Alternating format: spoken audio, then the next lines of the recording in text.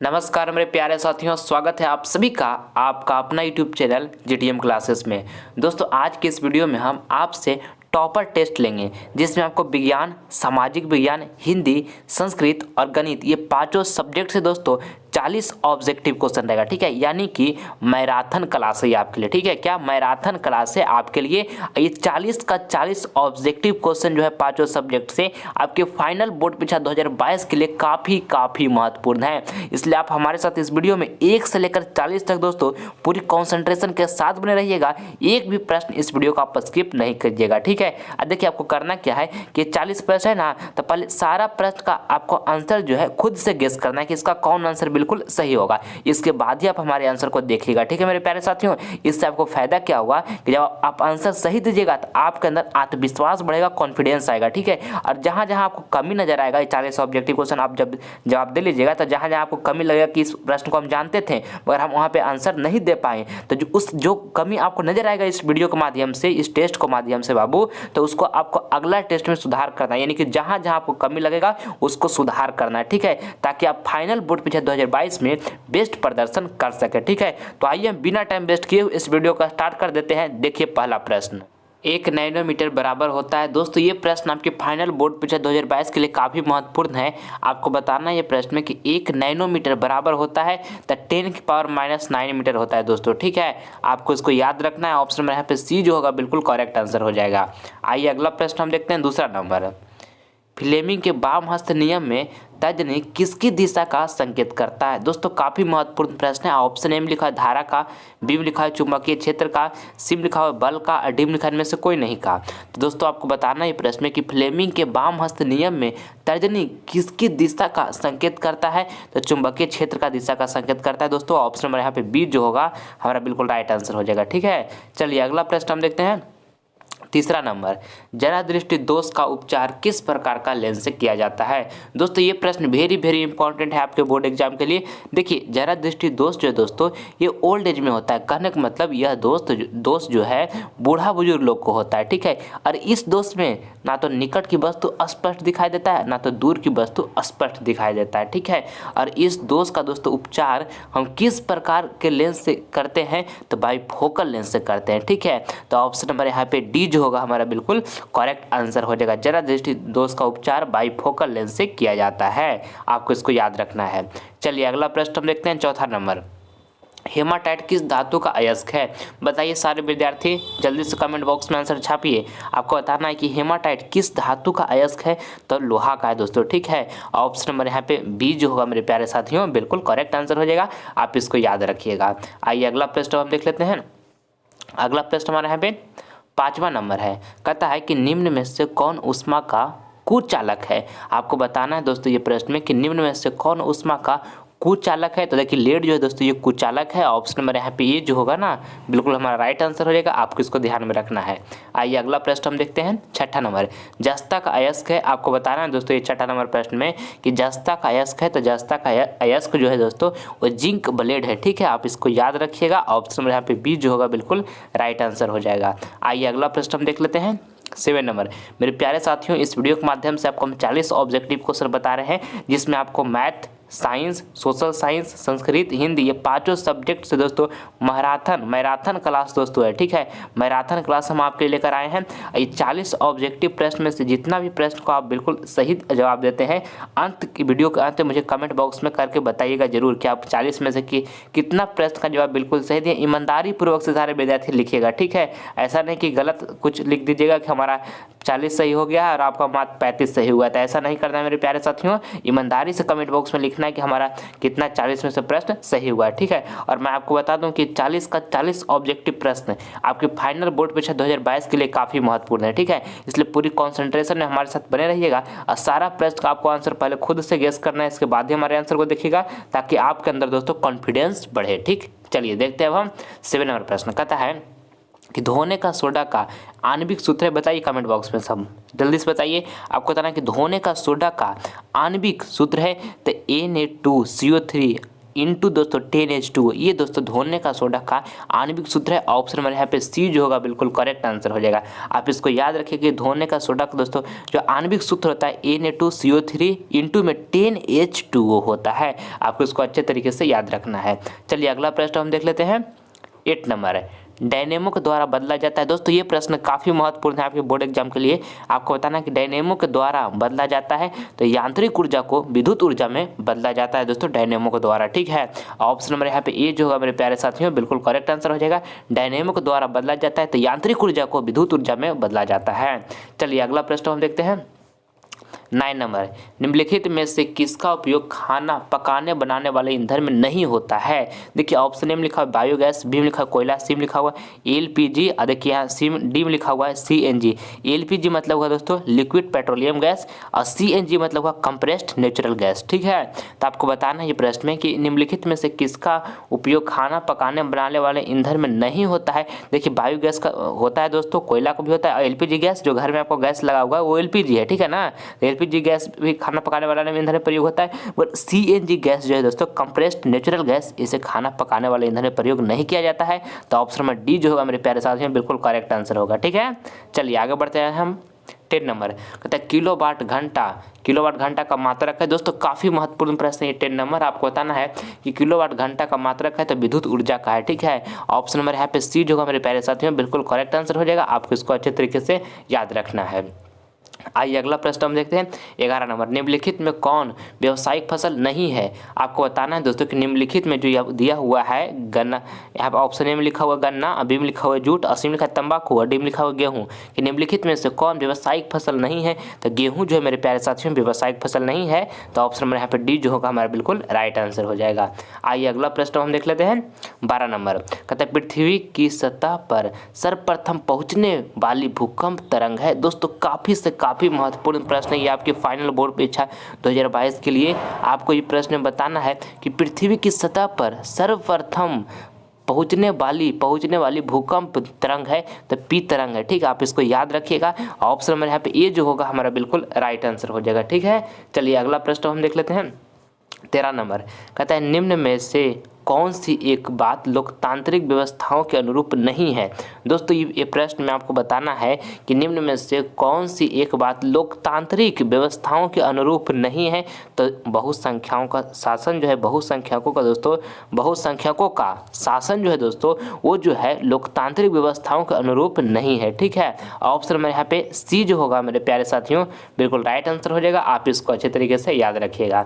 चलिए अगला प्रश्न हम देख लेते हैं। 14 नंबर ककोलत जलप्रपात बिहार के किस जिले में स्थित है। दोस्तों काफ़ी महत्वपूर्ण प्रश्न है आपके फाइनल बोर्ड परीक्षा 2022 के लिए। आपको बताना कि ककोलत जलप्रपात बिहार के किस जिले में स्थित है। तो दोस्तों नवादा में स्थित है। ठीक है, ऑप्शन नंबर यहाँ पे डी जो होगा मेरे प्यारे साथियों बिल्कुल राइट आंसर हो जाएगा। आइए अगला प्रश्न हम देखते हैं। 15 नंबर बाढ़ के समय निम्नलिखित में से किस स्थान पर जाना चाहिए। दोस्तों वेरी इंपॉर्टेंट प्रश्न है आपके फाइनल बोर्ड परीक्षा 2022 के लिए। आपको बताना है कि बाढ़ के समय निम्नलिखित में से किस स्थान पर जाना चाहिए। ऊंची भूमि वाले स्थान पर या गांव के बाहर या जहां है उसी स्थान पर, डी लिखा खेतों में। बताइए दोस्तों कि बाढ़ के समय निम्नलिखित में से किस स्थान पर जाना चाहिए। तो ऊंची भूमि वाले स्थान पर जाना चाहिए। ऑप्शन नंबर यहाँ पे ये जो होगा हमारा बिल्कुल राइट आंसर हो जाएगा। आपको इसको अच्छे तरीके से याद रखना है। चलिए अगला प्रश्न हम देखते हैं। 16 नंबर है कि बिहार का सबसे बड़ा नगर कौन है। काफ़ी महत्वपूर्ण प्रश्न है दोस्तों आपके फाइनल बोर्ड परीक्षा 2022 के लिए। आपको बताना है कि बिहार का सबसे बड़ा नगर कौन है। तो पटना है दोस्तों, आपको इसको याद रखना है। ऑप्शन नंबर यहाँ पे ये जो होगा हमारा बिल्कुल राइट आंसर हो जाएगा। ठीक है, चलिए नेक्स्ट प्रश्न हम देख लेते हैं। 17 नंबर दाल किस पौष्टिक अंश का स्रोत है। आपको बताना है मेरे प्यारे साथियों प्रश्न में कि दाल किस पौष्टिक अंश का स्रोत है। तो प्रोटीन का है। ठीक है, ऑप्शन नंबर यहाँ पे बी जो होगा हमारा बिल्कुल राइट आंसर हो जाएगा। Option number B. आइए अगला प्रश्न हम देखते हैं। 18 नंबर भारत का सबसे बड़ा रेलवे क्षेत्र कौन है। दोस्तों आपके प्रश्न में बताना है कि भारत का सबसे बड़ा रेलवे क्षेत्र कौन है। तो दोस्तों उत्तर रेलवे क्षेत्र है। ऑप्शन नंबर यहाँ पे डी जो होगा मेरे प्यारे साथियों बिल्कुल राइट आंसर हो जाएगा। आपको इसको अच्छे तरीके से याद रख लीजिएगा कि भारत का सबसे बड़ा रेलवे क्षेत्र कौन है। तो उत्तर रेलवे क्षेत्र है। चलिए आइए आगे बढ़ते हैं हम। 19 नंबर प्रश्न कहता है रबी की फसल किन महीनों में बोई जाती है। काफी महत्वपूर्ण प्रश्न है। ऑप्शन ए में लिखा हुआ मार्च अप्रैल, बी में लिखा हुआ जून जुलाई, सी में लिखा है अक्टूबर नवंबर और डी में लिखा है जनवरी फरवरी। तो आपको बताना है मेरे प्यारे साथियों ये प्रश्न में कि रबी की फसल किन महीनों में बोई जाती है। तो अक्टूबर नवंबर में बोई जाती है, ठीक है, अक्टूबर नवंबर में बोई जाती है। ऑप्शन नंबर यहाँ पे सी जो होगा मेरे प्यारे साथियों बिल्कुल राइट आंसर हो जाएगा। आपको इसको अच्छी तरीके से ध्यान में रखना है। चलिए अगला प्रश्न हम देख लेते हैं। 20 नंबर, निम्न में से कौन जीव केवल भारत में पाया जाता है। काफी महत्वपूर्ण प्रश्न है। ऑप्शन ए में लिखा मगरमच्छ, बी में लिखा हुआ व्हेल, डी में लिखा है कछुआ। यहाँ पर देखिए डी में लिखा है डॉल्फिन और सी में लिखा था कछुआ।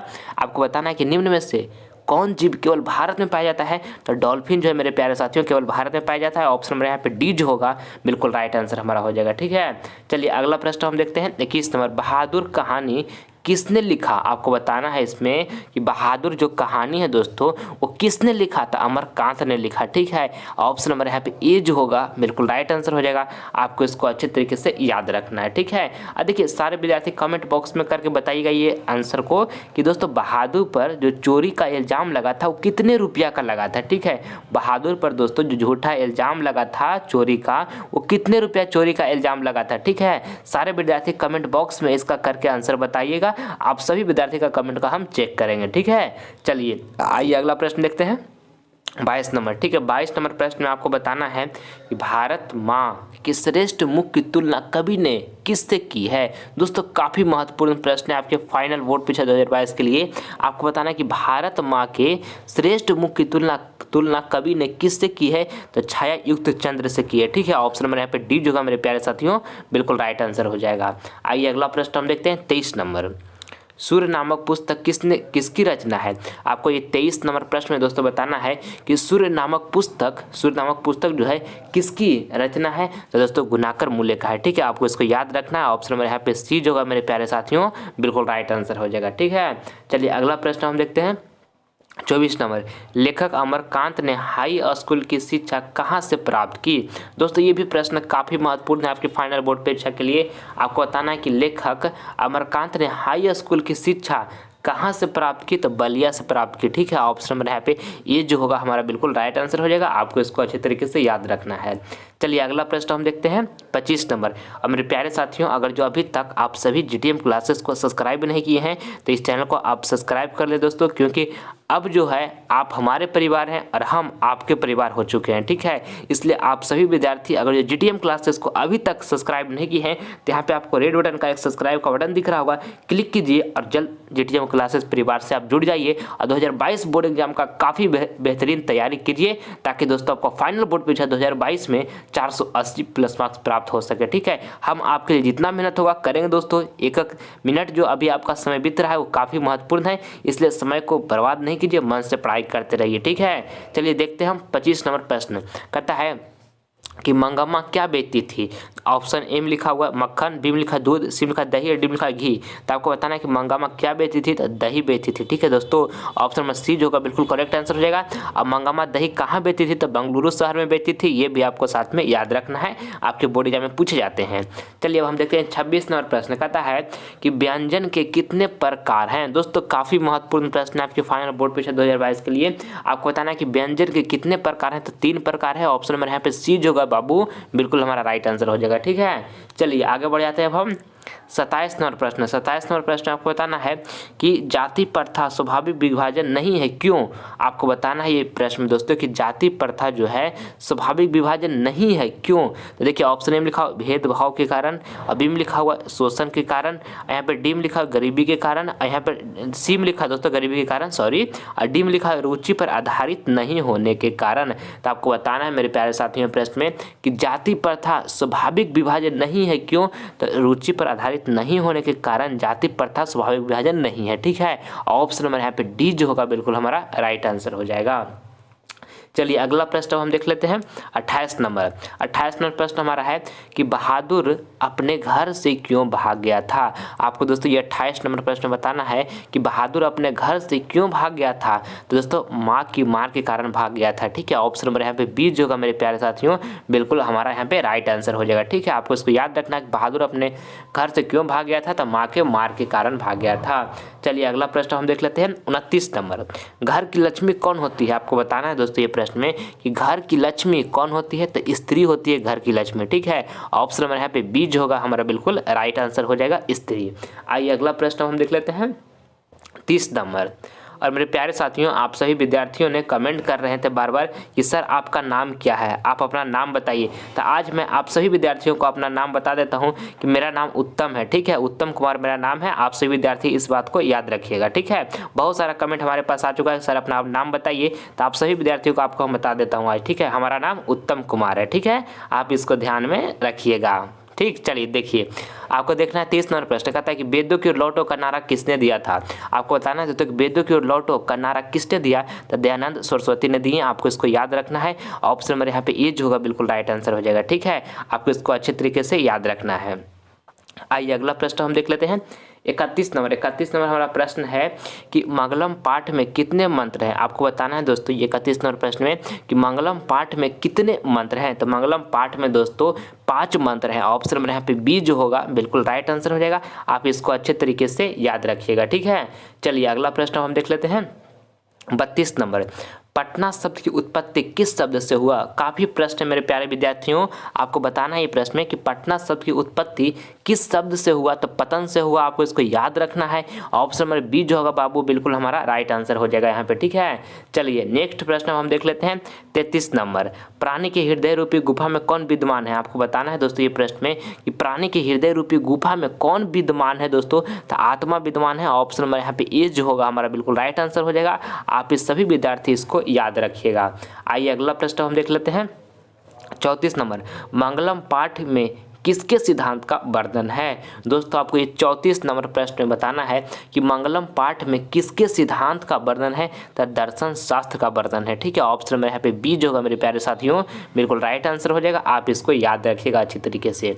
आइए अगला प्रश्न हम देखते हैं 35 नंबर।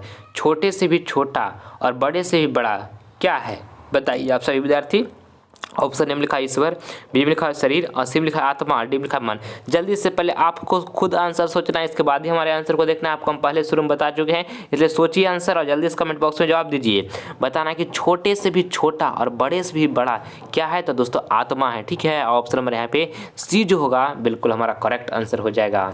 चलिए अगला प्रश्न हम देख लेते हैं 36 नंबर। और मेरे प्यारे साथियों, आप सभी विद्यार्थियों के अगर जो टारगेट है फाइनल बोर्ड परीक्षा की 480 प्लस मार्क्स हमको प्राप्त करना है, तो करना है किसी भी हालात में। तो अब जो आपके पास समय है बहुत कम बच रहा है, इसलिए आपको मन से पढ़ाई करना है। 1 मिनट भी समय को आपको बर्बाद नहीं करना है। ठीक है, अभी जो आपका समय है 1 मिनट काफ़ी महत्वपूर्ण है। ठीक है, इसलिए मन से पढ़ाई करना। एक बात को हमेशा ध्यान में रखिएगा कि माँ और पिता आपको बहुत उम्मीद से पाल पोस कर बड़ा किए हैं कि हमारा बेटा या बेटी बड़ा होकर हमारा नाम रोशन करेगा, गाँव मोहल्ले में हमारा नाम रोशन करेगा, हमारा इज्जत को बढ़ाएगा। और ये आपके कर्तव्य है कि आप अच्छे तरीके से पढ़ाई करें, जीवन में खूब आप तरक्की करें, जिससे आपका माता पिता का दोस्तों नाम रोशन हो। ठीक है, और ज़िंदगी में हमेशा अपने माता पिता को खुश रखिए। ठीक है, क्योंकि माता पिता आपके लिए बहुत आपके लिए आदरणीय हैं। और आपको हमेशा इस बात को ध्यान में रखना है, किसी भी हालात में मुझे 480 प्लस मार्क्स प्राप्त करना है तो करना है। आसपास के लोग आपके बारे में क्या बोल रहे हैं मेरे प्यारे साथियों, इस बात को आप इग्नोर कीजिएगा। ठीक है, अगर जो आसपास के लोग ये भी कहते हैं कि लड़का दिन भर रूम में घुसकर पता नहीं क्या पढ़ रहा है, लगता है क्या करेगा,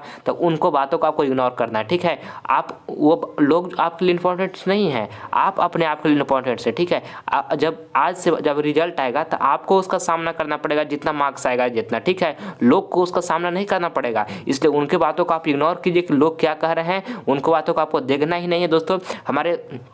दोस्तों यहाँ पे बताए थे APJ अब्दुल कलाम कि लोग क्या कह रहा है उनके बातों को आप इग्नोर कीजिए, बहरा बनिए, तब जीवन में आप सफलता पाइएगा। ठीक है, इसलिए लोग से मतलब नहीं रखिए, अपने आप से मतलब रखिए, जो कह रहा है उसको कहने दीजिए, आप मन से पढ़ाई कीजिए और 480 प्लस मार्क्स फाइनल बोर्ड परीक्षा में प्राप्त कीजिए। ठीक है, आसपास के आपको बहुत लोग ऐसे दिखेंगे जो आपको अपने लक्ष्य से भटकाएंगे, मगर उनके बातों को आपको इग्नोर करना है और अपना हमेशा अपना लक्ष्य पर ध्यान रखना है मेरे प्यारे साथियों। ठीक है, और एक बात हमेशा ध्यान में रखिएगा कि जिंदगी में जितना भी ऊंचाई पर पहुंच जाइएगा अपने लाइफ में, मगर अपने माता पिता को हमेशा रिस्पेक्ट कीजिएगा। ठीक है, क्योंकि माता पिता आपके लिए बहुत बढ़कर है। ठीक है मेरे बाबू, चलिए अब आप देखते हैं 36 नंबर प्रश्न। आपको बताना है 36 नंबर प्रश्न में यदि cot थीटा = 3/4 हो तो tan स्क्वायर थीटा बराबर व्हाट। तो देखिए cot थीटा बराबर फार्मूला क्या होता है, तो cot थीटा फार्मूला होता है b/p। ठीक है, b/p होता है, बराबर में 3/4 दिया हुआ है, कोई दिक्कत यहाँ तक। अब देखिए tan स्क्वायर थीटा बराबर व्हाट आपको निकालना है, तो tan थीटा बराबर फार्मूला क्या होता है, तो tan थीटा बराबर फार्मूला जो होता है P/B होता है। tan थीटा का फॉर्मूला P/B होता है, तो इसका स्क्वायर चढ़ा हुआ ना, तो इसका स्क्वायर हम इसी तरह से चढ़ा दिए, कोई दिक्कत। अब देखिए आगे P हमारा कितना दिया हुआ है, तो P दोस्तों हमारा यहाँ पे देखिए 4 लिखा हुआ है ना, तो 4 यहाँ पे लिख दिया। B कितना है, B दोस्तों 3 है, तो यहाँ पे हम B की जगह पर 3 लिख देंगे। इसका स्क्वायर करना है, तो स्क्वायर इसी तरह से कर दिए। यहाँ पर 4 का स्क्वायर करेंगे तो कितना हो जाएगा, 16 हो जाएगा। 3 का स्क्वायर करेंगे तो 9 हो जाएगा, यानी कि 16/9 जो होगा हमारा बिल्कुल राइट आंसर हो जाएगा। ऑप्शन नंबर बी जो होगा बाबू यहाँ पे बिल्कुल राइट आंसर हो गया, ठीक है। चलिए अगला प्रश्न हम देख लेते हैं 37 नंबर। कहता है 3 घात वाले बहुपद का कितना शून्य अंक होगा। तो याद रखिएगा मेरे प्यारे बाबू आप सभी इस बात को कि 3 घात वाले बहुपद का कितना शून्य अंक होगा, तो 3 घात वाले बहुपद का 3 ही शून्य अंक होगा। ऑप्शन नंबर यहाँ पे डी जो होगा बिल्कुल राइट आंसर हमारा हो जाएगा, ठीक है। और 2 घात वाले बहुपद का कितना शून्य अंक होगा, तो 2 घात वाले बहुपद का 2 ही शून्य अंक होगा। और 1 घात वाले बहुपद का कितना शून्य अंक होगा, तो 1 घात वाले बहुपद का 1 ही शून्य अंक होगा, ठीक है। ये सब पॉइंट को आपको हमेशा ध्यान में रखना है, बोर्ड एग्जाम हमेशा पूछा जाता है, ठीक है। चलिए अब देखते हैं हम 38 नंबर प्रश्न। कहता है कि किसी घटना की प्रायिकता नहीं होता है। आपको बताना दोस्तों कि किस घटना की प्रायिकता नहीं होता है, जो ऑप्शन में दिया हुआ है। तो देखिए समझिएगा, एक प्रोबेबिलिटी ऑफ इवेंट होता है कि 0 से क्या होता है, बड़ा होता है, ठीक है। प्रोबेबिलिटी ऑफ इवेंट जो होता है मेरे प्यारे साथियों, वो क्या होता है ना कि 0 से बड़ा होता है या 0 के बराबर होता है, ठीक है। और 1 से छोटा होता है या तो 1 के बराबर होता है। ये प्रोबेबिलिटी ऑफ इवेंट जो होता है वो 0 से बड़ा होगा या तो 0 के बराबर होगा, और 1 से छोटा होगा या तो 1 के बराबर होगा, ठीक है। इस बात को आपको ध्यान में रखना है। तो देखिए यहाँ पे ऑप्शन ए में लिखा हुआ है, आपको प्रश्न में क्या बताना है कि किसी घटना की प्रायिकता नहीं होता है ना। तो देखिए ऑप्शन ए में लिखा हुआ एक तो ये हो सकता है। ऑप्शन सी को देखिए, ऑप्शन सी में देखो 15% लिखा हुआ है, तो बटन कितना जाएगा, प्रतिशत को हटाएंगे तो 100 हो जाएगा, ठीक है। और यहाँ से इसको आगे यहाँ से लिखिएगा तो आगे क्या हो जाएगा 0 पॉइंट दोस्तों यहाँ पे 15 हो जाएगा, यानी कि ये क्या 0 से बड़ा है, यानी कि जो 15% लिखा हुआ ये भी हमारा प्रायिकता हो सकता है, प्रोबेबिलिटी ऑफ इवेंट हो सकता है।